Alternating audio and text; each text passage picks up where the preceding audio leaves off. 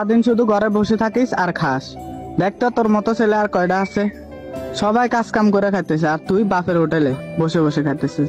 তোর মতো ছেলে আমার লাগবে না, যা বাসা থেকে বের হয়ে যা। আরে থাক না, ছেলেটার সাথে এরকম করেন না, ছেলেটা মনে হয় অনেক কষ্ট পাবে। তুমি চুপ করো, তোমার জন্য আর ছেলেটা এমন হয়ে গেছে, কোনো কাজ কাম করে না, সারাদিন বাসায় বসে থাকে, বাপের হোটেলে বসে বসে খা। যা বের হয়ে যা বাসা থেকে। আরে আরে যাস না বাবা, বাবা তুই যাস নে। দেখো, তোমার সাথে আর আমার রিলেশনটা রাখা সম্ভব না, কারণ আমার বাসা থেকে তোমাকে মানবে না। আর তুমি বেকার, তুমি কোনো কিছু করো না, আর তুমি পড়াশোনাও করো না। বাহিরে কার সাথে কথা বলতেছিস? ঘরে আয়। জি আম্মু, দাঁড়াও, আসতেছি। ওই শোনো, আমার আম্মু ডাকতেছে, আমি চলে যাইতেছি। ভালো থাইকো তুমি।